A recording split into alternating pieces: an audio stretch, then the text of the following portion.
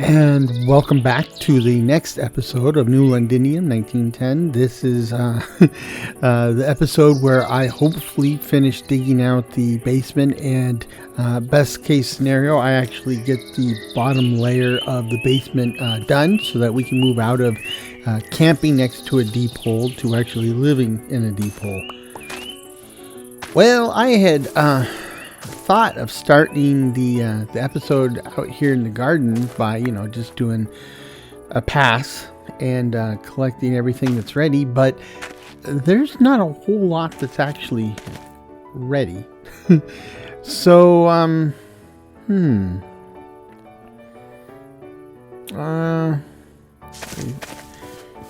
let's let me rethink this here.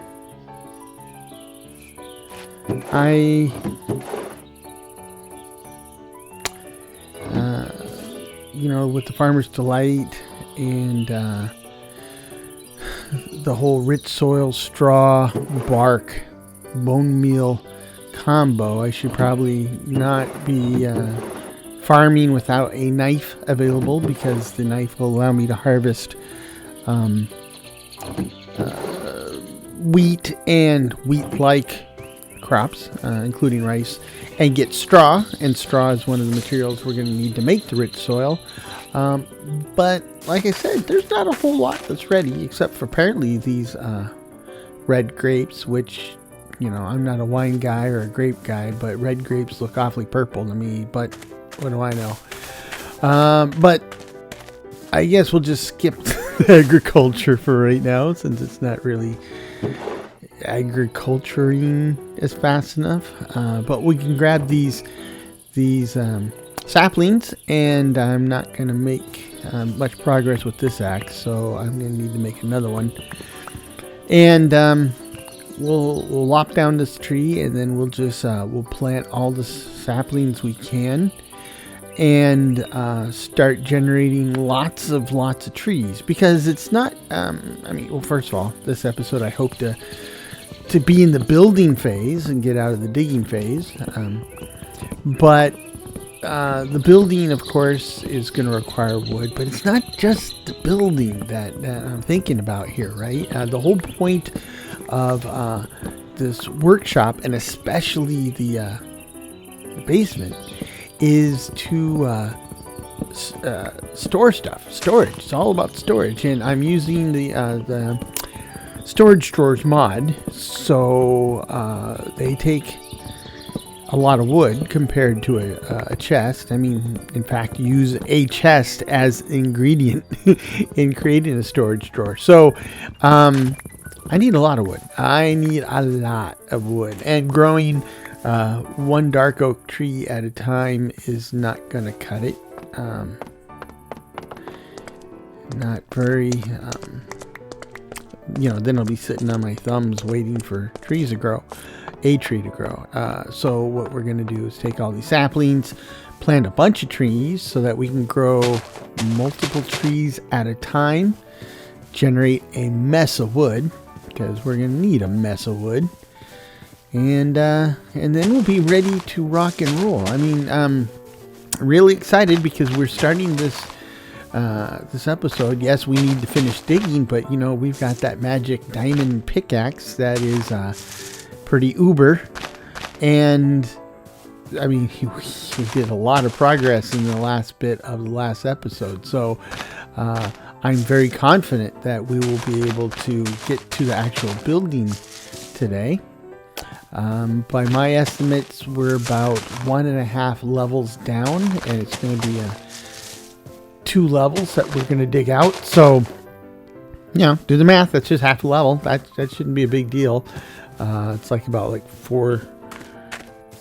Well, not quite a half, but yeah, I'm 2 blocks in to the second level. But it's good, right? We're gonna crank now. Last time I had decided or said that I would decide what to do about this cutout. This is what's going to sit underneath the windmill, so that I have an area where I can pull power straight down into it and run some machines and stuff until we get full-fledged factories up and running. But I had originally thought, well, I only need a layer, right? I just need like one room underneath the windmill to house that machinery. But then I started to have doubts, the classic doubting myself. So last episode I even mentioned, I said, well, I don't know if I'm going to keep it one level or two. We'll keep it one for now. Well, as you can see, I'm digging out the second level. So yes, I made up my mind. More is always better. That's just all there is to it. It's a lot easier for me to build a extra space down here and then realize that it's too much and try to figure out something else to put into it than to try to build until I fill it and then realize that I need to fit more in there than will actually fit.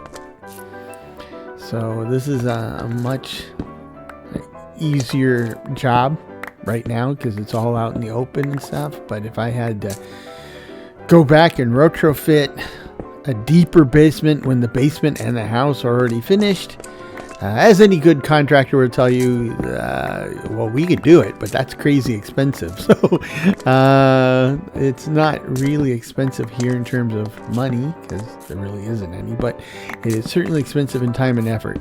So just try to take it easy. And as I said before, I do this to relax, so let's not get too worked up. Yeah, let's not get too worked up about it. But look at this. This is nice. So we have a one. Okay. So one, 2, 3, 4, 5 is a floor. 1, 2. So I need 2 more and a floor. So I need 3 more levels and or layers, and then we're done. 3 more blocks of layers of blocks.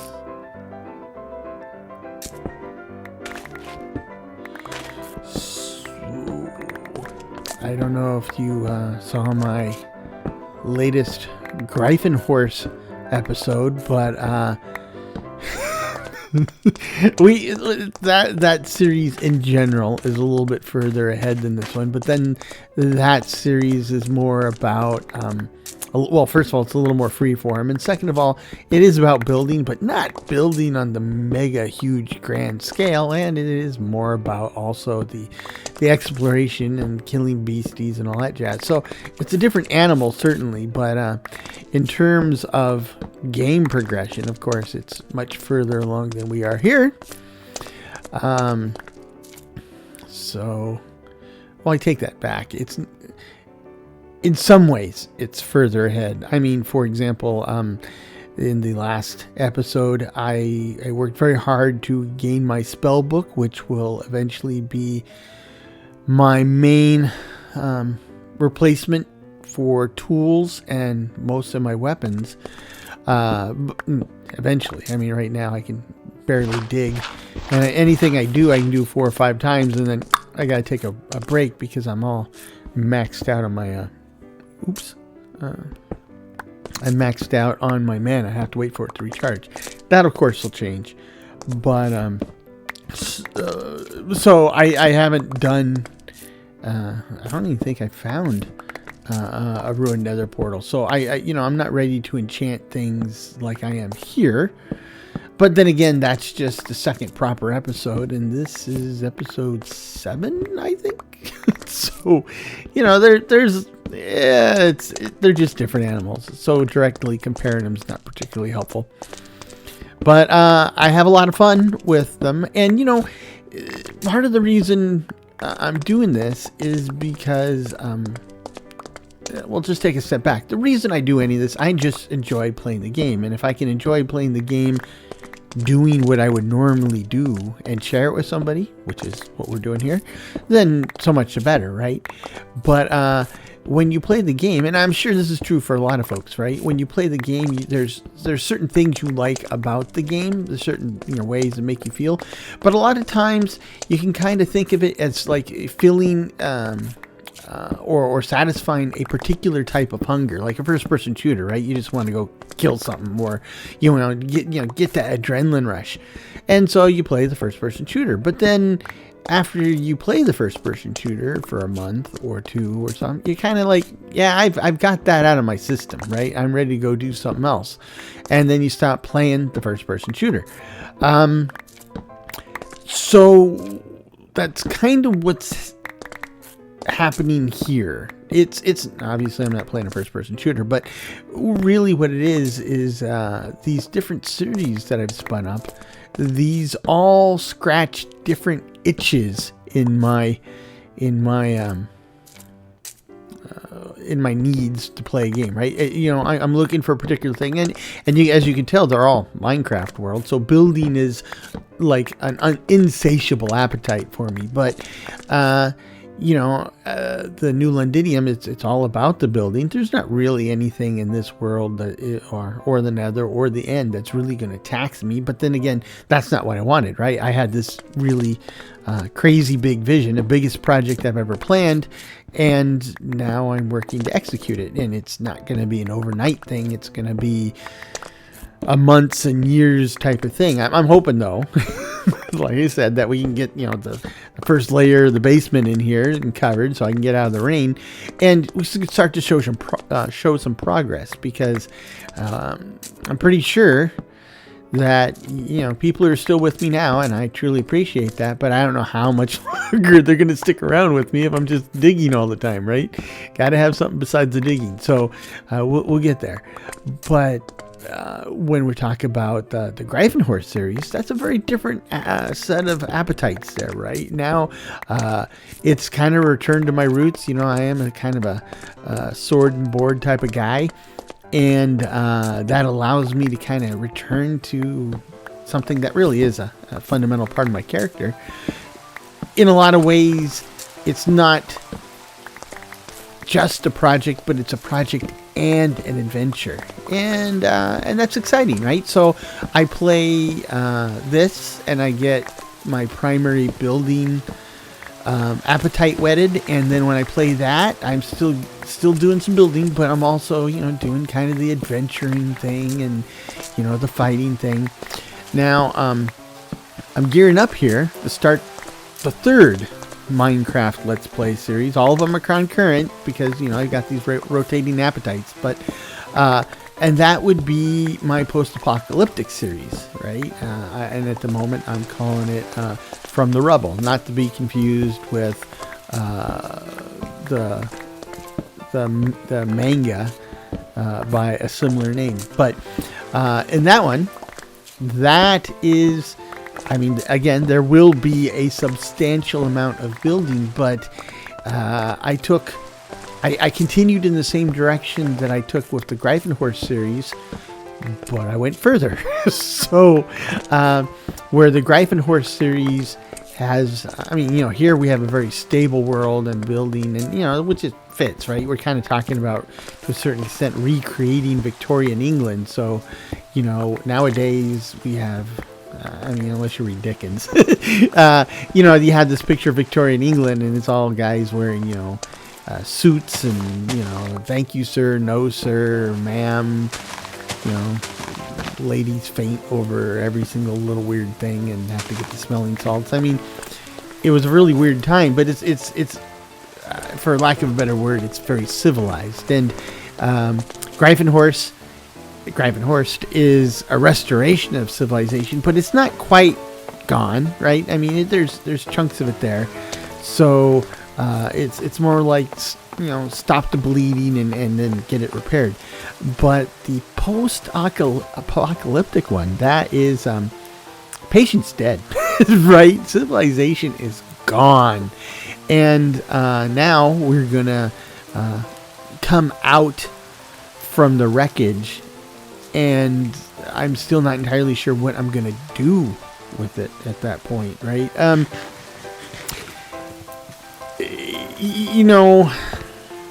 I can tell you what my options are, but I'm 90% likely to follow one of those paths, right? Because it's just in my nature. And this is my point, right? So like I could go in there and I could just do my thing and pick up the pieces of civilization and just build, do my own little thing. Just play it solo. Screw the rest of the world. I'll just pick over the pieces. That is an option. That's a very valid option. There's whole movies and books on that type of option for post-apocalyptic. And I keep saying it's an option, but I know me. And knowing me, I can tell you that's not an option. So what is a more realistic option for me? Well, I can tell you now, right? I'm 99% certain that I'm going to go in there and I'm going to feel compelled to, first of all, survive. So, I mean, for a while, it's not going to be helping anybody but myself. I mean, yeah, to be honest. Like they tell you on the airline, right? If there's an emergency, the mask pops down, put your own mask on before you start helping others. So that will be the beginning of the series. But once I can get fairly secured, I got some food, I got some shelter, and I've got some decent, gear so I can survive longer than 15 minutes out in the wild, then it's to go to the next stage. And I can tell you that my inclination, my natural nature, I guess, would be to go help others, right? In fact, not just help others, but bring everyone together. I mean, I'm a firm proponent of both the American system of democracy, which is and the Iroquois Confederacy on which it's based, which is we are stronger together, right? So once I get in that world, when I get situated, I think I'm going to start trying to build infrastructure and stuff to support me and others. And then I'm going to, as I encounter other survivors, I'm going to bring them back to what I'm building, and they can share my efforts to restore civilization. Now, in terms of the game, they're not going to help me do squat, so it's all me, right? But in my mind, like a little kid playing cars in the yard, in my mind, I'm going to bring them all together, and we, as a group, are going to have this melting pot of survivors. And it truly is going to be a melting pot, because I kind of went crazy, both for Greifenhorst and the post-apocalyptic series, with trying to grab all the different villager-like races I could, right? So there's some hostile races, but most of the races I grabbed, including the kobolds and the burrowers, these are all races that are benevolent, or at least neutral. And so I kind of see what you often see in the fantasy worlds, right? In the D&D world, or just any of the role-playing games where they have communities of mixed race. And when they say mixed race, we're not talking about people who are basically the same but a different color. We're talking about people with completely different sets of DNA or physiology. So I'm looking forward to that. It's because I'm a kumbaya type of guy. Don't always feel like saying kumbaya, but I do like being a team player.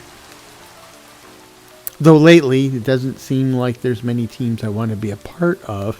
So, there you go. I will add, though, that, I talked in the episode about the passing of my friend Eric. And at his funeral, and even not at the funeral, just like in social media and stuff, I've been talking to folks and rekindling relationships that have long kind of fizzled out, or even meeting new people and starting new relationships, right? Like meeting some of Eric's other friends and kind of getting to know them and thinking these guys are cool. So, I'm getting reintroduced all over again. I mean, reintroduced to people, reintroduced to, new ideas, new things, new flavors, living life to the fullest. Sometimes we get in a rut, right? Sometimes it's just easy to get through day after day, establish a routine, and just kind of keep your head down. But, it was a reminder that there was some bad stuff that just happened, but at this other end of it, it's a reminder of all the wonderful things that are out there. That stuff I've seen, stuff I've yet to see, people I know, people I've yet to meet. You can't spend your whole life indoors. I mean, I know some people literally have to, but if you can, if I'm not, strapped to a chair, then why not run around and experience a bit of life? Meet some different people, do some different things. So, and it's interesting along those lines because I fired up the old Steam account. So, like I told you, I got a new computer. This is the one I'm using right now. And I gotta tell you, it's pretty sweet. But, I got a new computer, but meeting all these people and saying, hey, we should play sometime, and I'm playing this, and wow, that sounds really cool, and I got all this computing horsepower underneath my desk, and I'm like, man, there's a lot of stuff in my Steam library already that would be pretty sweet to play with the new machine. And, now with these other folks saying, have you tried this? Have you tried that? You should, join our group. And it's like, you're killing me here. But so let me look at it. And as I record this, we're just less than a day away from the Steam autumn sale. And, those guys get me. Well, I mean, the past couple of years I've been working on this channel, I haven't even looked at my Steam account, right? I didn't even know what I had installed. So, saved a lot of money. So, thank you, Minecraft, there. But, on the other end of it, like I said, you got all this new horsepower. People are playing some really great stuff. And, of course, they're playing that great stuff because the games industry isn't one... It's not one to sit on its laurels, right? Well... For the most part. I mean, there's some companies that just crank out variations on a theme of the same stuff over and over. And I'm not going to name any names, but it rhymes with BA, Bank of America. But anyway, you know who they are. So there's some really great stuff out there. And, as you can tell, I'm really into the building. Love the building. And, really before Minecraft, building this open world type of building really didn't exist. The building was more along the lines of simulation, like a Sim City, and then all the city builders, or tycoon games, right? Like Railroad Tycoon, and then all the tycoon games. And you built as a part of that, but it wasn't really a building for the sake of building type of a game. But now that is a valid genre all to itself. And a lot of times coupled with that, like in Minecraft, is the idea of the survival builder, right? So I was out there, going through my discovery queue, and there's a bunch of cool looking stuff out there. And that is the problem, right? There's only so much time in the day. I mean, if anybody who ever when somebody says when somebody around me says I'm bored, I kind of want to take a 2x4 and knock them around the head, because how can you be bored? Now, I'm not saying that I want to spend every second of every day doing something. I mean, I will happily, lie on the couch and zone out. I'm in fact planning some of that on Thanksgiving Day, maybe even the days after. But for me, there's this big, incredible world full of all this stuff and things to do, places to be, blah, blah, blah, blah. Even if you don't have money, there's an incredible amount of stuff you could do. And if I didn't have to eat, sleep, or work 24 hours a day is still not enough for me to explore all these things, right? So when somebody says, I'm bored, it just drives me nuts. It's like, you're not living hard enough, I don't think. Anyhow, I have no idea how we got down that tangent. If you're still listening, thank you for sticking with me.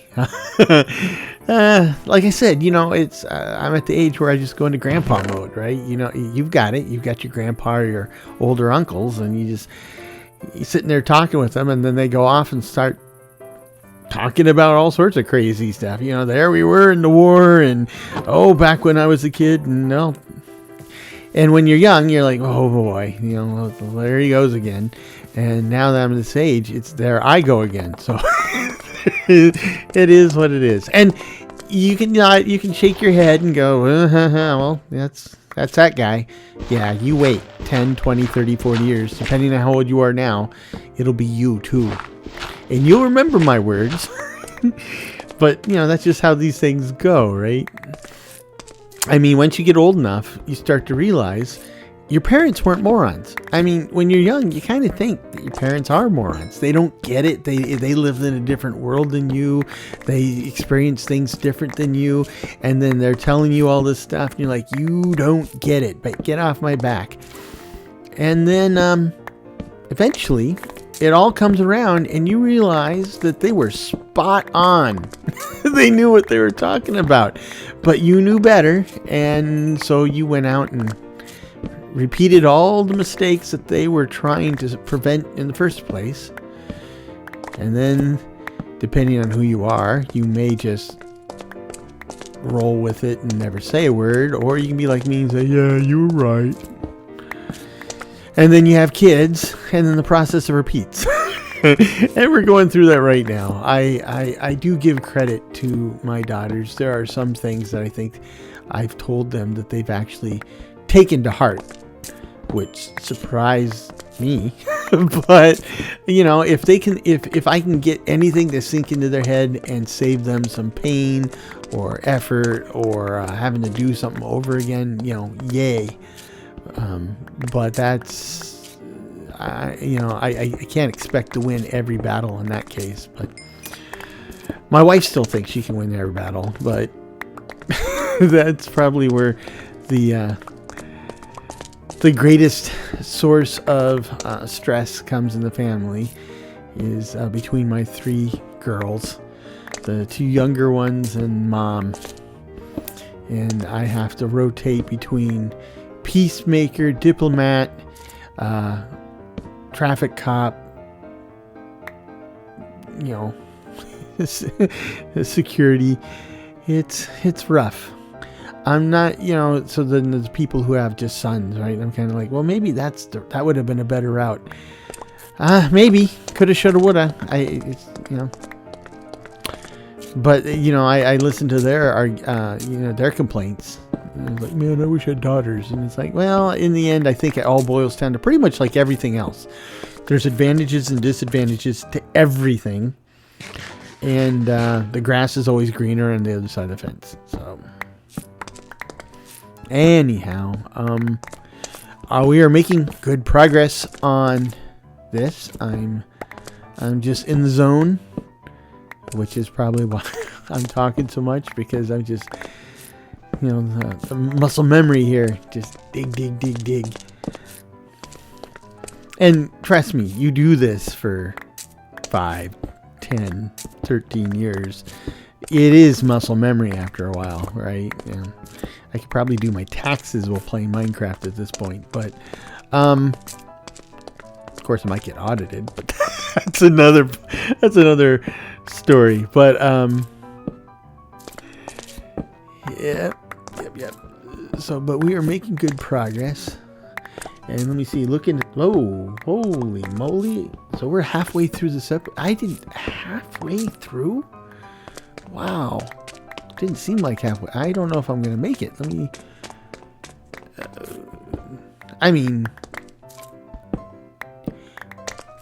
okay. Well, I think we'll make it. The reason I'm hesitating, though, is I don't think So the reason I'm hesitating is this, right? When it comes time to build, we can just build, but I have a specific set of blocks and materials in mind, and they are not vanilla, they're modded, and they require special workstations.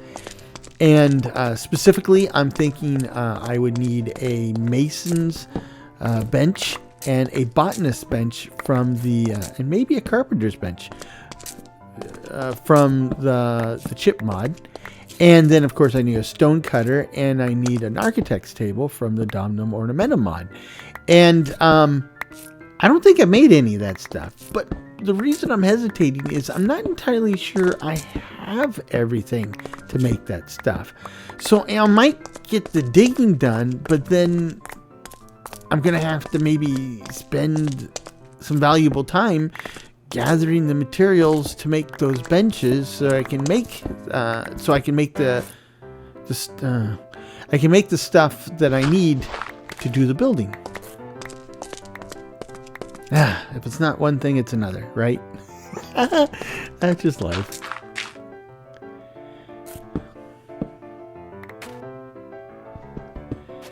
Okay. Anyhow, I am excited about all this. I mean, I'm excited about all these projects, and that's probably the other thing too. Is I know from the past when I tried to do really, really big projects, and like I said, New Londinium is the biggest project I've ever attempted, ever. There's especially up front, there's a lot of fundamental stages that are very repetitious. And I know that I could work hours on end into one of those stages, but at some point, it starts to get old, right? It starts to wear thin. And look at this. The floor's done. But I don't have what I need to build this stuff.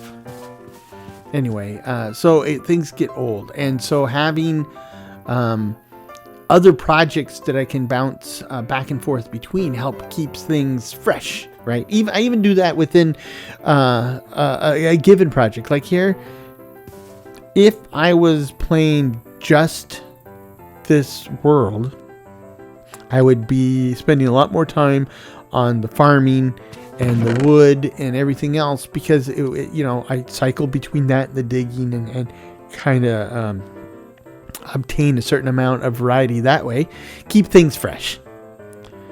I got quite a bit of iron. Diamonds.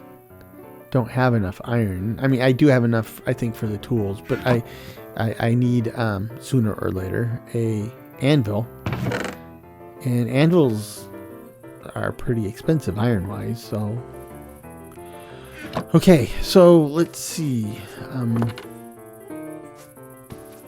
Okay. I'm gonna need stone cutter, and for that I need. Okay. First time I saw an alternate formula.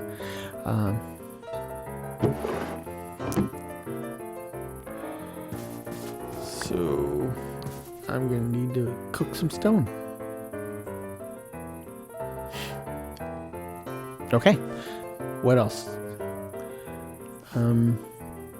The architect's table. And that takes stone slabs. Okay, so we'll add a couple extra there. Oh, whatever. We'll just expand it so I use up a whole. I'll make 8 stone. That means I didn't waste any of my coal. The mason table requires some clay and a brick, so that's 2 clay. And the botanist table. And that's not the botanist table. Where's the botanist table? There we go. Well, it requires clay in the form of clay pots. And I don't have any clay. Ooh, there's a flower pot. And apparently I already had stone too. No clay. But I got too much stone now. Okay, so this is the stone cutter. Check. Where to put it? Over here. Yeah, fine, whatever. Then use the stone cutter to make stone slabs. And yep, I just had a brain fart. This is a stone panel. It's not a stone slab. Can I put it back together into a stone? Nope. Nope. So it's a waste. Okay.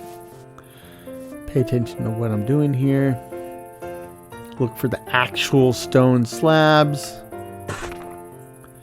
Now make the architect's table. But let's see, what do I need? I think I need slabs. I mean, I do. Oh, stone slabs, and I need logs. Logs. So 3 logs. Let's go ahead and salvage the bark off those bad boys. Like so.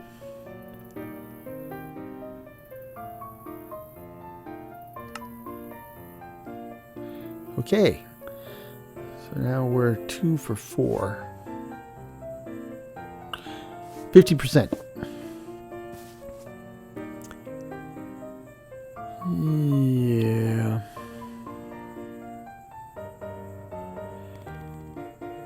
I don't have any clay. I must have clay.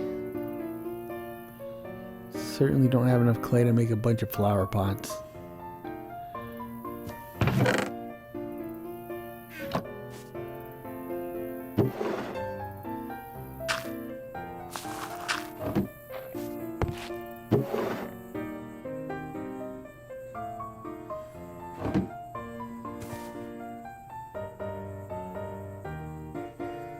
Okay. So, let's go mobile. But before we go, this is my obligatory scenic overview. We've got multiple trees already growing, more on the way. A nice deep hole. Sunny day. And no readily available bodies of water with clay in them. I think I'm going to have to go back to Twin Spires. There's shoreline near there that has clay, I'm pretty sure. Well, not that. Oh yeah, the stuff over here on the right. It's got clay and sand and all sorts of weird stuff. So I don't think I'm going to check anything out here. I'm still trying to, still want to get things built this episode. So I can't, like last episode, lots of distractions, lots of interesting diversions, but just, take a line from Betty Ford, just say no. So pressing forward here. Try not to jump into the lava pit. Make sure I am headed the right way. Yeah. My little trails over here. Excellent. Okay, switch to shovel mode to help reinforce the road here. You know, the more often, in real life, the more often I, or anything else uses the trail, the more defined the trail gets. So that's what we're simulating here. Makes it easier to follow the trail, or at least see it.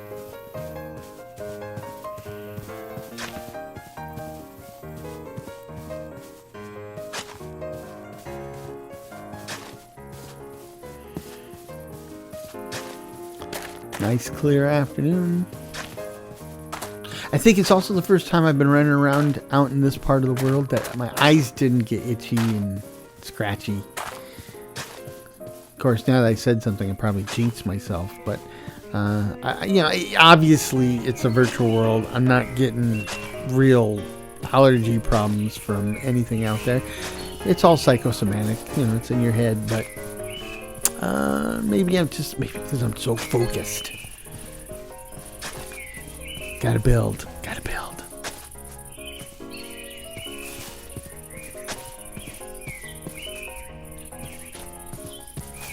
You know what? Now that I think about it too, when I was going through these chests, I'm pretty sure I remember seeing a lot of flower pots and bricks and stuff. Of course, that was, 6 episodes ago. So there may still be some left in these chests up here. So before I hit the beach, hey kitty, I'm gonna go see if I can find some of that residual stuff left over in the chests. This is one of those little cultist cell places. Yeah, I took the bars out of here. And apparently I took the chest too. So nothing to see here, folks. Move along. Oh yeah, I took the chest from out here too. I mean, I did a real number on those guys. Oh. Yeah, chest. Yeah, don't worry about it. And what's going on in here? Is there a free giveaway or something?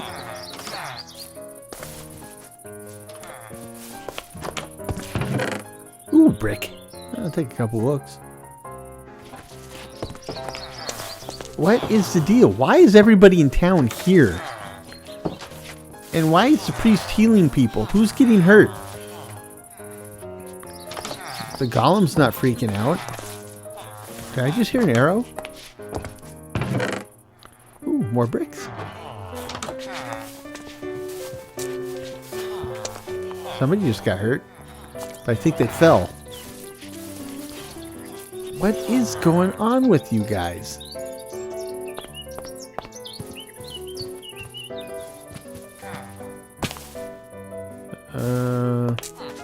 Well, okay, there's one guy down here. Not immune to peer pressure, I guess. Golem's down here. He's not fighting anything. Apparently I did a pretty good job clearing out the chests. A very good job. Okay, we'll try one more and then...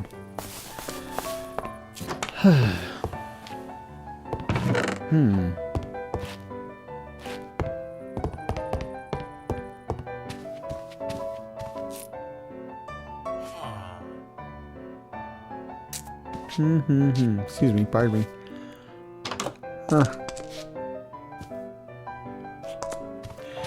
Okay, I don't think I'm gonna get many bricks or clay pots out of this place, but you know we're headed to the beach. I try to grab at least one stack of clay. That should do it.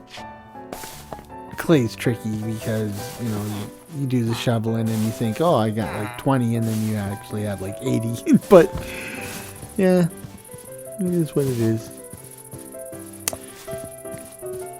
It is looking nice out here. Warm, sunshiny day. I soon remember some chests in here. Oh, that one was full of swords. Oh, there's one. And empty. I was pretty thorough.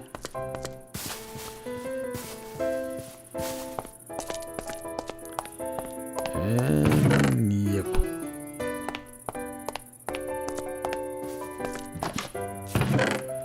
That's junky stuff. I don't want that. Okay. It is what it is.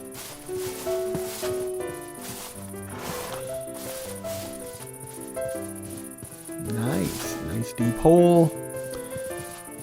Again, stay focused. Stay on mission. This, one of my videos, I was saying almost there, and then it reminded me of the old joke, because at the end of Star Wars Episode 4, which was really the first episode, but anyway, they're flying down the trench to blow up the Death Star, and that one guy's always saying, almost there, almost there.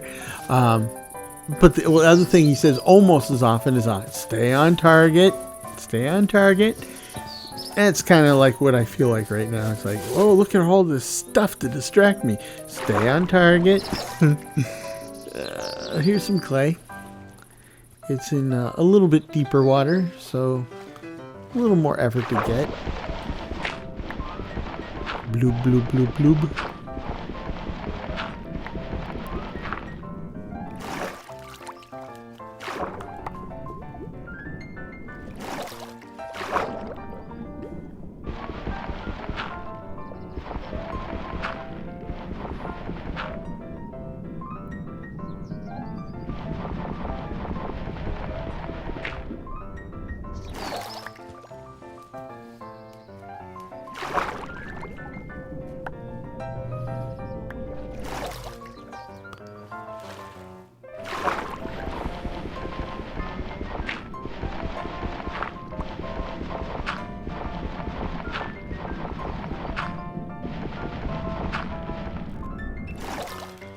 Oh, there's one more down there.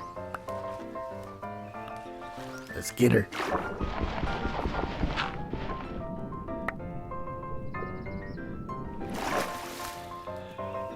We can grab a little more clay. This is close enough that I can easily grab it from the surface.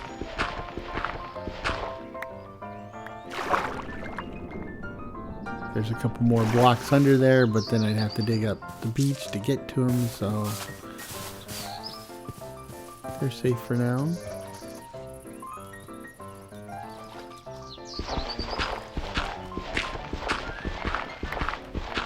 Anytime you can do that shoveling with your head above water and your feet on something solid, it goes really fast.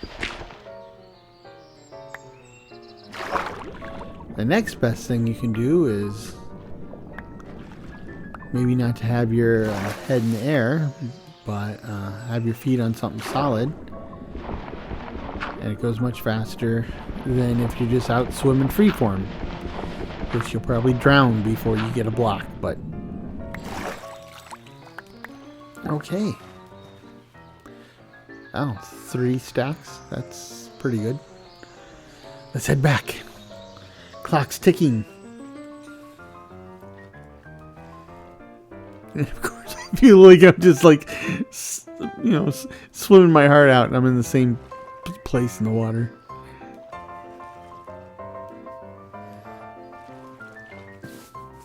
Burned 500 calories, and you only swam 100 feet. Yeah, I got peanuts.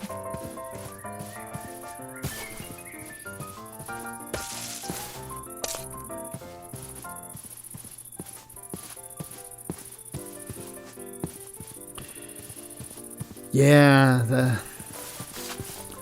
that's the thing about Minecraft world generation is you can get your, they say, hey, get a horse, get a saddle, get a horse. You can go fast and you'll be able to explore quickly, or just, here, just run across the land. But especially after the caves and after the cave update, there's so many holes and crevices and stuff. So, you know, you hop on a horse, especially a fast horse, and you get going. About the time you realize you're falling, you've already fallen like 2 or 3 blocks in, right? You're like, oh, too late. So, but I think part of that is, or at least I'd like to think part of it is kind of an incentive to build roads and stuff, right? Because if you build the road, well, you know, unless you're a really bad builder, you know that there's no holes in the road, right? Stick to the road, stick to the path, you'll know where you're going, and you won't fall down a hole. Unless, of course, you have problems with creepers. But, you know, that's a pretty awesome reason to build roads. Because then you can just go through something at full speed without having to really concentrate on not falling down a deep well. And in the case of like this mod, right, we've got things like automobility. Those cars, you don't have to drive them on the road. You can drive them off road. They work pretty well there. But if you drive them on the road, they work better. And of course, they're horrible at climbing out of a hole and stuff. So yeah, don't go down there. And the easiest way not go down there is just build a nice road, nice straight road, if at all possible, and you'll be in much better shape.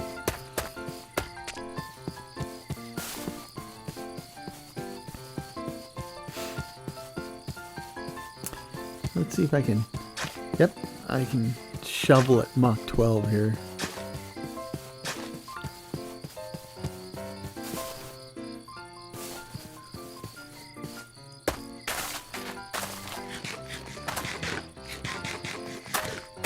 Speaking of roads, I'm out of gas. Okay, we're back. The sun's going down. The episode's almost over. And this is invariably when it's supposed to start raining. But it's not raining. Something's up. I should go buy lotto tickets or something. Huh? How about that?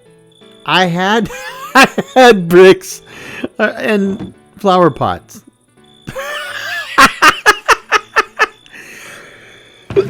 Oh, excuse me. Well, I did need at least one clay ball anyway, so it wasn't a complete wasted trip, though. It could have been a there and back. I didn't have to stop and grab so much clay. Well, that'll learn me for going so fast without paying close attention to what I was looking at.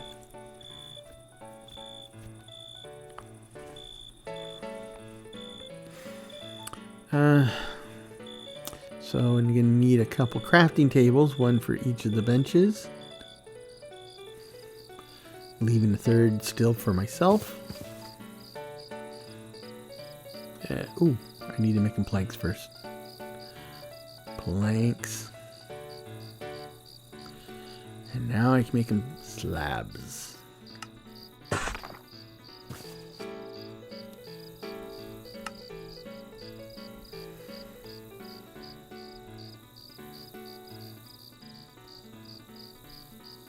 The chip mod actually, I think it has 7 benches that all do different stuff, and eventually you want to be the first in your block, get all 7. You'll need all 7, right? They're worth it, I think, especially if you're a builder and you like having a diversity of blocks and patterns to work with. Gotta find a place for all this clay now.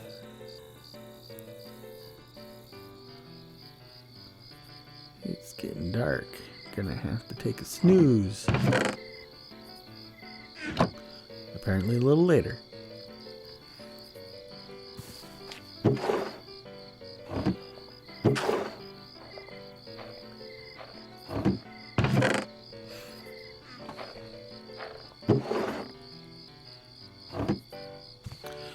Okay. So let's set these benches up. Yeah, all of them are 2 by 1. 2 blocks by 1 block. As far as camping goes, this is a pretty good spot. Okay. So, I am going to do some building. I got to get something down. So, I'm going to grab a bunch of cobblestone. And I'm going to figure out what my floor is going to look like. And we're going to floor the very bottom of the basement. Now, look at all these great designs, right? Some of them are very much variations on a theme. I like these flat cobblestone tiles. I don't think I've ever used them before. Certainly not as a floor. So I like to grab those, but there's the cracked ones too. So I think I can use both to get a little variety. Don't need a lot of variety because there won't be a lot of open floor space. A lot of it will be taken up with pillars and drawers and what have you, but so we'll do this. Cracked and uncracked. And I'll need torches to keep my grid in place. Now, usually on the ground level, you notice I'm not doing where the walls go because I will put the actual blocks I use for the walls there.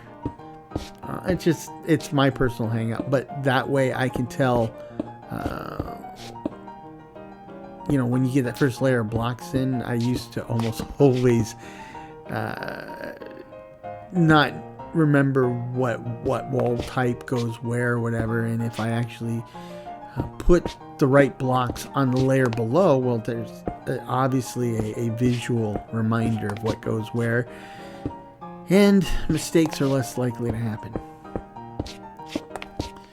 But as you can see, right now I'm trying to put down 6 uncracked blocks and then plant the 7th block, which is cracked, and then start over again.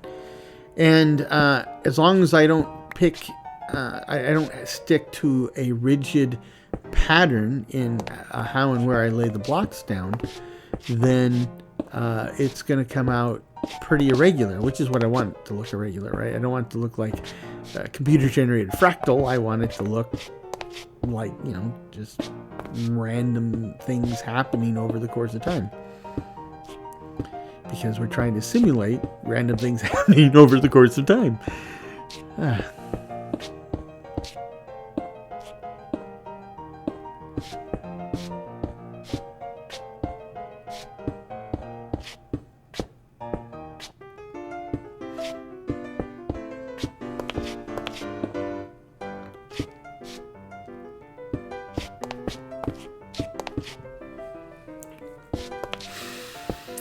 Oh, we're almost an hour into this, and so I'm guessing, I'm not guessing, I'm certain that this will run over an hour. So, I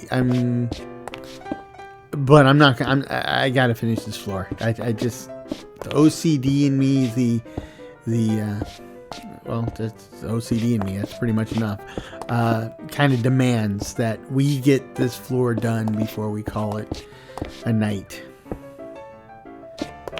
So, I know it's daylight in the game time, but not even close to daylight in real life. Though, this time of year, that's not saying much, right? Because in the Pacific Northwest, up here in the Seattle area, this time of year, the sun's down like what, 4:45 or something.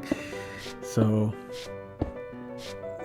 basically between 5:30 and p.m. and 6:30 a.m. That's the same as midnight. It's just, they're black. I don't know if I ever told you this, but there at one time, my parents were cops and they worked crazy hours, and so at one point they were waking up at like 4 in the morning or 3 in the morning. They go to work, which means they went to bed at a crazy early time too. But one time it was autumn, and You know, it was after school. I just felt tired, so I just took a nap. I just fell asleep and took a nap, and it was one of those autumn naps, right, where you you know, you wake up and you don't even remember your name or what year it is. And to that effect, I woke up and it's dark outside, right? And I'm thinking, oh, okay, well, you know, wake up, time to get ready for school. I mean, I thought that it was the morning, so I got ready for school. I took a shower, brushed my teeth, you know, ate breakfast, did everything. And normally when I would get up to go to school, it'd be 5:30 in the morning. So there would not be a lot of stuff happening that early. And by the time I'm walking to school, it's 6:30 in the morning. So there's only slightly more activity to show. But you know, I got all my stuff and I'm walking. And as I'm walking through the parking lot of the shopping center on my way to school, there's lots of people at the McDonald's, lots of people at the supermarket, lots of people driving around. Everybody seems not to be, you know, in their morning caffeine-free zombie mode. And I'm like, wow. But see, and I'm looking at my clock because I see what time it is, but I'm thinking it's 6:30, so why is everyone doing it? Well, it's 6:30 p.m. Oh, you know, I took that nap and lost all sense of time, and I'm showered and ready to go to school, but you know, school's still 12 hours ahead of me, or in the future. So yeah, I got to the far end of the parking lot before it finally dawned on me what was going on. Came back home, and of course, you know, parents are already asleep, so it's quiet as a tomb there, so it's like, okay.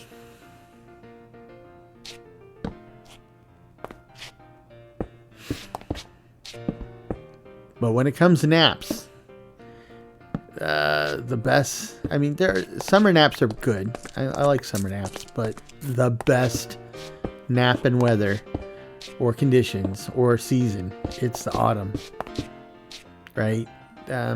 When the days are still fairly long and you have a nice sunny day outside, but it's cold, right? It's sunny, but kind of cold. And you're inside and you're on the couch or maybe laying on the bed and the sun's streaming through the windows all bright and it's warming you up. It's cold out there, but the sun's warming you up and you just, you know, get that drowsy haziness. And of course it's accented because now you're starting to get in this dreamy, drowsy state and you're kind of looking off into space and you see the little dust particles flying in the room in that hazy afternoon golden sunshine, right? And just kind of works you into a trance.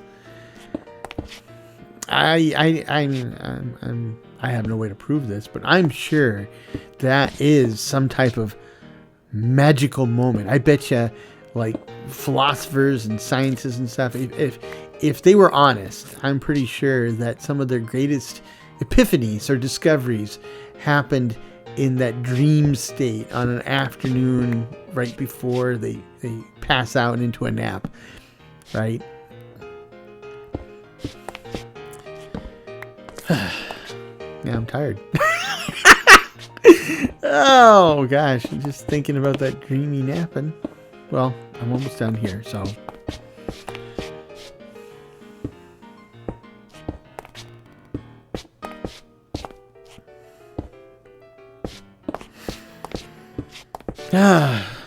so I was thinking about napping, then I was thinking about the traditional after Thanksgiving meal tendency to nap, right? Everybody's stuffed and tired, and then that got me thinking about Thanksgiving. And at my house, you know, when we talk about gender roles and all that type of stuff, yeah, they're all screwed up at my house. And you know, quite frankly, I'm not a firm believer in gender roles, but most people will just assume that my wife and or daughters do the cooking, and they don't. And if they did, we'd be in bad trouble. We'd be starving. But so I have always been the cook, and of course, a really big meal, Thanksgiving. That's me, boy. It's my day. I basically And of course, it's Thanksgiving is a holiday, so we don't have school or anything. So they want a big breakfast too. So I'm in the kitchen like all freaking day. I did not mean to do that. Ouch. Anyway, but also at our house, Thanksgiving is a little wacky because when I was 20, I developed a food allergy to poultry. And to this day, 37 years later, I still can't eat chicken, turkey, duck, pheasant. You know, if it's a bird, I can't eat it. I can eat eggs all the time, not a problem. But then again, though an egg can become a baby bird, an egg is very different from a bird. So can't have turkey. And of course that means for, the big turkey holidays, Thanksgiving especially, but Christmas and all that stuff. Yeah, we don't have much turkey. Now some years I've made a turkey, and I must say, if I don't say so myself, I can make a pretty mean turkey. I make some excellent fried chicken. Now, I mean, don't forget, I was 20 when I got allergic to this stuff. So 20 years, chicken and turkey is one of my favorite foods. But now I'm allergic, and so, what do? So we do a lot of hams. And this year we're just playing it, very conservative, so we got a ham. But other years we do, it just depends on how adventurous I feel and how adventurous the family feels in letting me try something new. So, we've done things like a rack of lamb, and one of my favorites is, baby back ribs, for Halloween, for Thanksgiving. Steaks, I don't think we've done Halloween again, a Thanksgiving that was like burgers or something super casual like that. But ham is a perennial favorite. But for, the thing that took the fun out of ham was, for a long time, my wife doesn't like the glaze on a glazed ham. And to me, glaze is what denotes the difference between an everyday ham, a ham that you have to make your ham sandwich with, versus the holiday ham, right? The Christmas ham, the Thanksgiving ham, the Easter ham, those have glazes. Well, she didn't like the glaze, so I just didn't bother making ham because whatever. But now she's like, it's okay. You can put the glaze on, and I'll just cut it off. And it's like, oh my gosh. So now ham's fun again. And that's what we have planned this year. Ham, and going to have some roasted, garlic roasted yellow potatoes. That's going to be fun. And then if you go to Red Lobster, which is a seafood franchise chain, they have these cheddar biscuits. They're drop biscuits, right? And they are, oh man, they are so good. And a few years ago, I got somebody reverse engineered the recipe, and we've made them a few times. And of course, those biscuits are so good, it's almost worth going to Red Lobster just for the biscuits. Well, I break out that recipe for special events, so we'll be doing those as well. Sauteed mushrooms. Family loves mushrooms. All of them, which kind of, well, like one daughter's kind of but the rest of the family really loves mushrooms. The thing about kids is their flavor profiles change every 15 minutes, right? So, they'll tell you right now, oh, peas. I love peas more than any other food in the whole world. So you make them peas. And 3 months later, you make them peas, and they refuse to eat them. And you're like, well, why don't you eat the peas? They go, I can't stand peas. And you're like, you said it's your favorite food in the whole world. No, I didn't. I never said that. Okay, I don't know what I'm going to do with the Costco case of peas we have in the pantry now. I'm just saying, theoretically, that could happen. So, just a couple more blocks. Done. Look at that. I'm going to fall off the edge of this thing, but I did it. I gotta... The beauty behind using chipped is that you can undo these transformations, right? So got my cobblestone back, so we're good. So let's get a good view, a little panoramic, and there she blows. Look at that. So now we're at this stage. The next stage is what I had hoped to do this time, which is the actual building. But this is momentum. This is great, and I thank you for being here with me, watching me get to this point. Look at all those trees. This is working out great. It just gets better and better. So next time, or until next time, I hope this finds you and yours in good health, good spirits, and a touch of good fortune. Take care. Cheers.